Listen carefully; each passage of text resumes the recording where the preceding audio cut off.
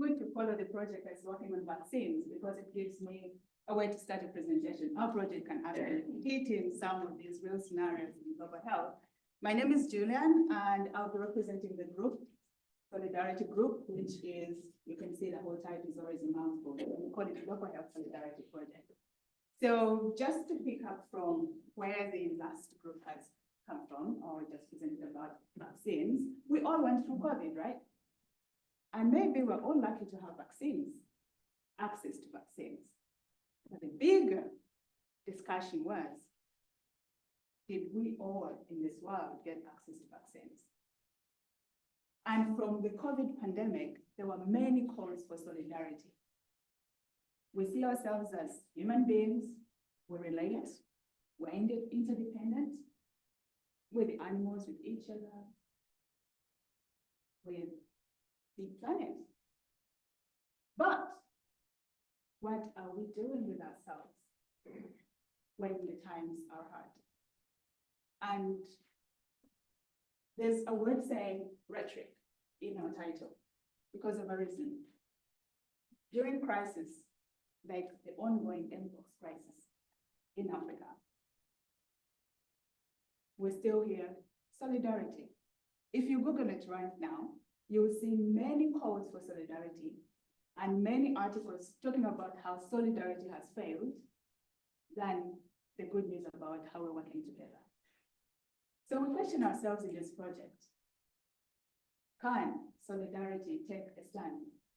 Can it move beyond the rhetoric in global health? And so our goal is to shift understandings and the practice of solidarity. And how we do this is to understand from everyone in your own set of understanding or your view, how you conceptualize solidarity, how you practice it, and more importantly, with the first point, we are de-silencing marginalized voices, not just in the global south, but also in the north. And we'll see how. We also want to generate a set of shared goals, core goals, out of everyone that we're going to be talking to on this project, that can bring us together, that can signify everyone working together and making it work. And then, if we can, we develop actionable tools that can bring each and everyone, key players, everyone else accountable to solidaristic ideals. Those are key. But then we still have two. We have to do knowledge exchange. We have to dialogue so we can understand each other, push the conversations beyond these rooms. We also have to nurture emerging scholars to push solidarity through.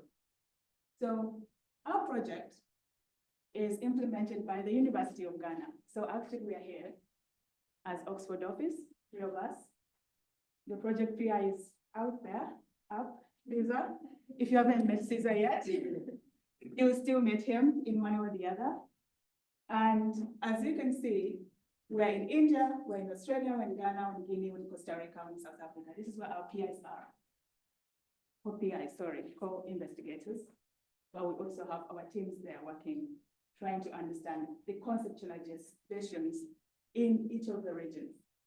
And I think I've missed Canada. Where you see these yellow dots, we are doing regional workshops. Not just in these countries, but regional. So we're everywhere, and we're talking to everyone. What are the key approaches? So I talked about understanding how solidarity is being conceptualized.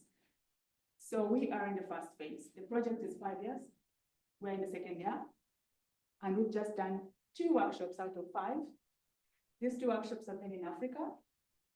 We did an Anglophone in Ghana and a Francophone in Guinea, but most likely we had more participants from West Africa, East and South, and not the rest.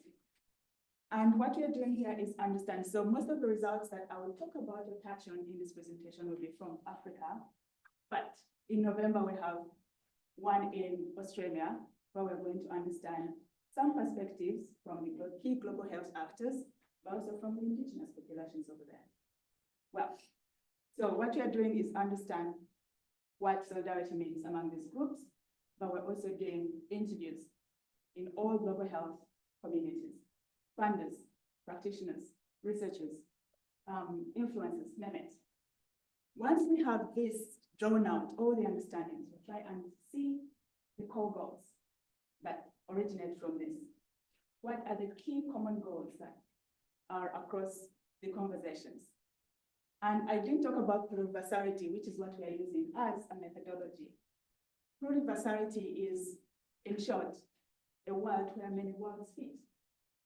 So everyone's views will be heard and will be fitted into this. So once we've had that, we draw the core goals, and then we'll create a solidarity index or ranking. Remember I talked about actionabilities, accountability, and so on. And then throughout, we'll be doing publications, research, uptake, and dissemination. So the main talk today is to take you at least through what we've done in stage 1. Well, we're doing reviews, literature reviews or policy reviews. For example, we have reviews going on in what is solidarity and how has it been used in WHO documents, in policies, and that is a review already going on.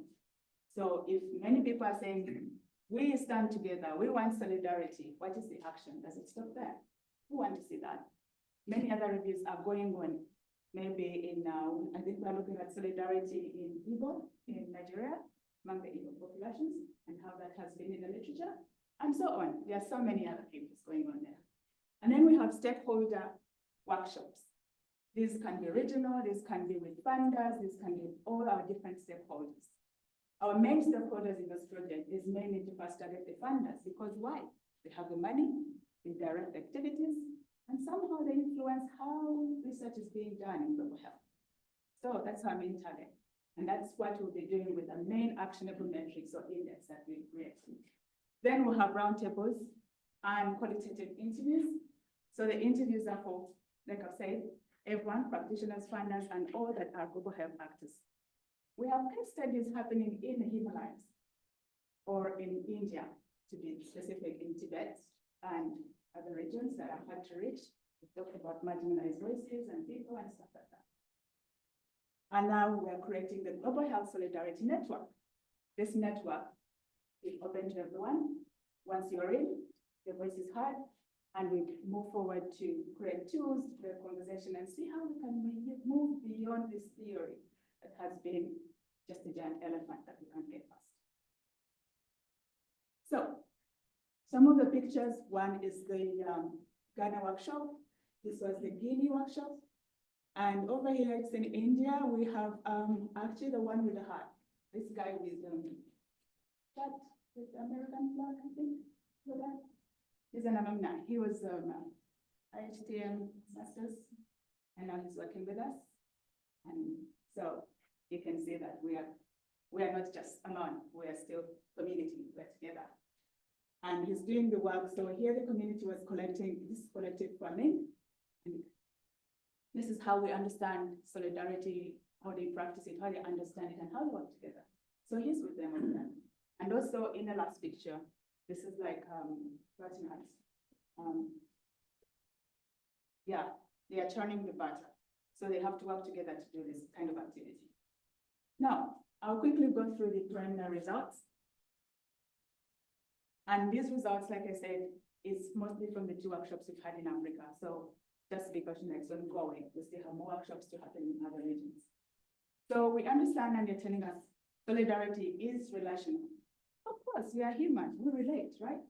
We're interdependent, we're interconnected. When it comes to practice, how is that going on? Maybe this is how we need to start seeing how relationality is being broken down in the different communities.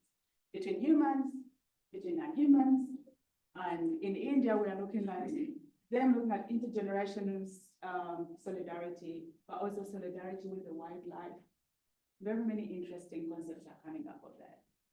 Then we have another feature which is requiring concrete action. It's not just about sympathy, it's about action as well. The normative and descriptive is who we are, what we should be, what we ought to be. All these questions are ask yourself about solidarity. There are associated features, which is altruism. Are we concerned on behalf of others? Reciprocity is mutual benefit, then sympathy and collective responsibility. How we can apply this into global health? We are now working on the conceptualizations and analyzing the data from the interviews so far. But we know that with the conversations ongoing, we can see how voices from the South are trying to highlight gaps, or voices from marginalized groups are trying to also highlight gaps in what we understand as solidarity. And this should be able to guide us in the next conversations. So our next steps are going to be more workshops, more webinars, summer schools on solidarity, writing workshops with the scholars, validation meetings, roundtables. We have Australia workshops coming on in November. We have Costa Rica workshop. We have India workshop. So workshop, because we are working with, and I don't know where to place. If you want to find out more, you can scan this QR code onto our website. And we have Caesar, who has also written an interesting book on what is a person, if you Google it. I'm sure you'll find it interesting.